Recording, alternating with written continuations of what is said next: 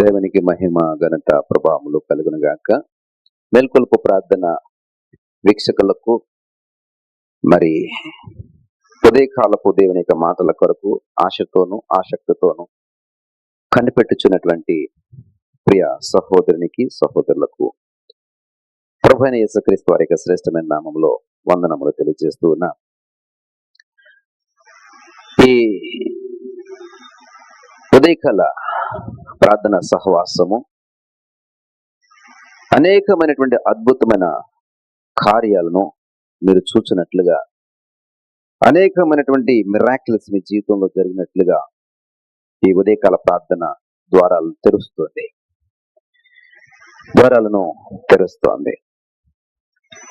ఆదివారము తెల్లవారుజామున ఆ స్త్రీలో మరి సమాధి చేయబడినటువంటి యేసుక్రీస్తు వారిని చూడాలని తెల్లవారుజాముననే వారు బయలుదేరి వెళ్ళారు.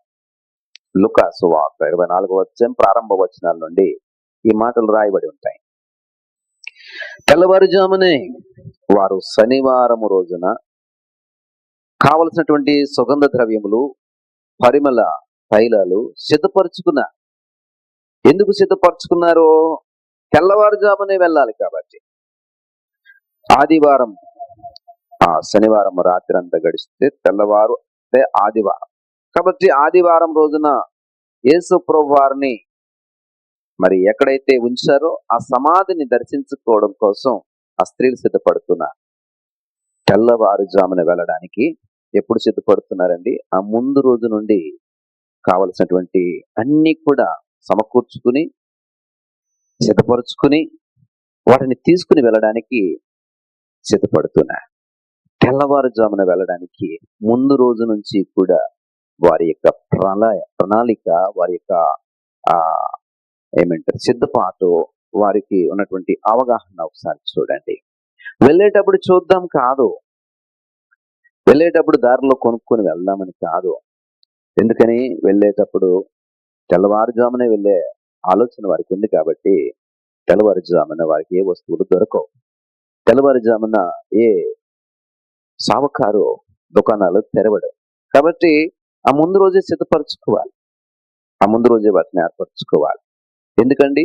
తెల్లవారుజామునే దేవుని యొక్క ఆ సమాధిని, యేసు ప్రభువారిని ఉంచినటువంటి సమాధిని చూడాలి అంటే తెల్లవారుజామునే వెళ్ళాలనేటువంటి ఒక మనసు ఆ స్త్రీలలో మనం చూస్తూ ఉన్నాం. ప్రియ సహోదరుడా, సహోదరి, పర్వాలేదులే బయట పొద్దెక్కిన తర్వాత వెళ్దామని అంటే వారిని ఎవరు అడిగేదేమీ లేదు.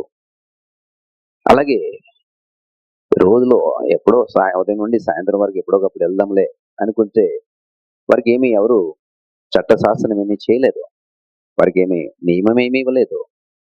ప్రభువారు కూడా మీరు ఉదయాన్నే రండి అని ఏమీ చెప్పలేదు. అయితే ఆ స్త్రీల యొక్క తీర్మానం చూడండి, ఆ స్త్రీల యొక్క ఆలోచన చూడండి, ఆ స్త్రీల యొక్క సిద్ధపాటు చూడండి, ఆ స్త్రీల యొక్క ప్రణాళిక చూడండి. అలాగే ఈ స్త్రీల నుండి నువ్వు నేర్చుకోవాల్సింది చూడు.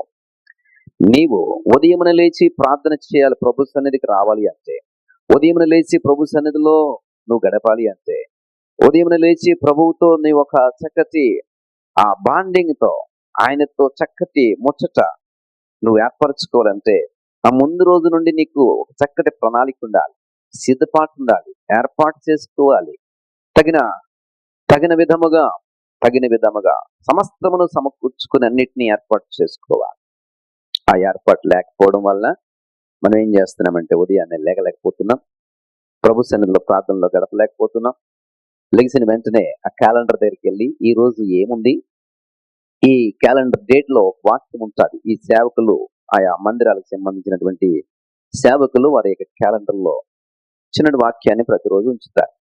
మంచి ప్రయాస వారు కలిగి ఉంటున్నారు. ఎందుకంటే ఆ విధంగానైనా ఒక చిన్న వాక్యమైనా మీ నోట పలికించాలని ప్రయాస. ఆ విధంగానైనా ఒక వాక్యాన్ని బైబిల్ తెరిచి చదవకపోయినా దేవుని మాట మీ నోట ఉంచాలని ఈ సేవకుల యొక్క ఆరాటం. అదొక్కటి చదివి సరిపోతుంది అనుకునేటువంటి ప్రబుద్ధులు, మహానుభావులు మన గృహాల్లో కోకొల్లలు. కాబట్టి అది మీ జీవితాల్లో అంత గొప్ప మార్పును తీసుకురాదు. ఈ బ్రతుకుల్లో అంత గొప్ప చేంజెస్ అనేది తీసుకురా. ఈ స్త్రీలు సిద్ధపడి వెళ్ళేటప్పటికీ అక్కడ ఒక గొప్ప ఆశ్చర్యకరమైన అద్భుతమైనటువంటి మిరాకిల్ చూశా.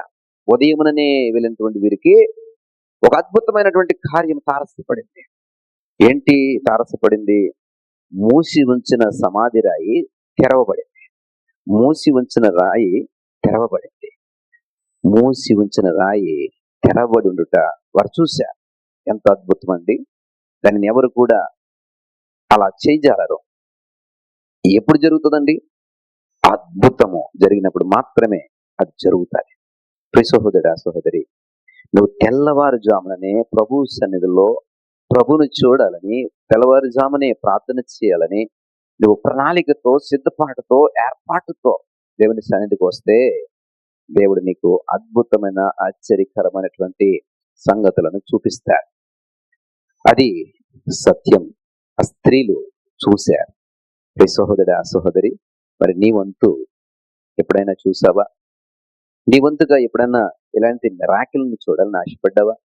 అక్కడ ఆ సమాధి లోపల క్రీస్తు వారు లేరు, ఖాళీ సమాధిని చూశారు. ఇది అద్భుతం, ఆశ్చర్యకరమైనటువంటిది. దేవుని యొక్క యేసుక్రీస్తు వారి యొక్క పునరుద్ధానము జరిగిందని, ఆయన మరణమును గెలిచి తిరిగి లేచారనేటువంటి సత్యాన్ని వారు తెలుసుకుంటున్నారు. ప్రియ సహోదరా, సహోదరి, తెల్లవారుననే మరణ సంబంధమైన, సమాధి సంబంధమైన ప్రతిదీ కూడా తొలగించబడతాది. ప్రతిదీ కూడా తీసివేయబడతాది. తెల్లవారుజాముననే ప్రభు సన్నిధి రావడానికి ప్రయాసపడు, సిద్ధపడు. ఆ ముందు రోజు నుండి సిద్ధపడు. నీ రోజును సరైన రీతిలో ప్లాన్ చేసుకో. నీ పిల్లలకు ఎప్పుడు భోజనం పెట్టాలి, వారిని ఎప్పుడు వరుండి పెట్టాలి, నీ ఇంట్లో ఉన్న పెద్దలకు ఎప్పుడు భోజనం సిద్ధపరచాలి, ఎప్పుడు వారికి మెడిసిన్ ఇవ్వాలి, ఎప్పుడు నీ పనులన్నీ ముగించుకోవాలి, నీ దినచర్యలన్నిటినీ ఎప్పుడు సమాప్తం చేయాలి, ఉదయంలోనే ఎన్ని గంటలు లెగాలి, నీకు ఒక స్పృహ ఉండాలి. ఒక బాధ్యత కలిగిన వాడు ఇలా ప్రవర్తిస్తాడు. ఒక బాధ్యత కలిగినటువంటి సహోదరుడు ఇలా ప్రవర్తిస్తాడు. ఒక బాధ్యత కలిగినటువంటి ఒక గృహ ఇల్లాలు ఇలా ప్రవర్తిస్తాడు. అలా ప్రణాళిక చేసుకున్న వారు ఉదయం లేవగలుగుతారు, ప్రభు సన్నిధిలోకి రాగలుగుతారు, ప్రార్థన చేయగలుగుతారు, అద్భుతాలు చూడగలుగుతారు. మరణ సంబంధమైన, సమాధి సంబంధమైన ప్రతిదీ కూడా తీసివేయగలిగే శక్తిని, సామర్థ్యాన్ని మీరు పొందుకుంటారు. కాబట్టి ప్రార్థనలో ఏకీభవించండి. ప్రభువా, సహాయం దయచేయండి. తగు ప్రణాళికతో, తగు సిద్ధపాటుతో, ఇదిగో ప్రభా, ఉదయమననే మీ సన్నిధికి వచ్చేటకు మాకు సహాయం దయచేయండి, మాకు నేర్పించండి. సంవత్సరములు గడుస్తున్న ఈ అలవాటు మాకు ఇంకా రాలేదు నాయన. ఇదిగో ప్రభా, మీ చేతులుగా అప్పగించుకుంటూ ఉండగా ఇది మొదలుకొని మేము అద్భుతమైన, ఆశ్చర్యకరమైన సంగతులు మా జీవితాలు చూచుటకు సహాయం దయచేయండి. ఈ తీర్మానంలో ఉన్న ప్రతి బిడ్డను దీవించండి, ఆశీర్వదించండి. మహిమ, ఘనత, ప్రభావం మీరే పొందుకున్నామని యేసు వారి నామమును బట్టి అడిగి వేడుకుంటున్నాం తండ్రి. ఆమేన్.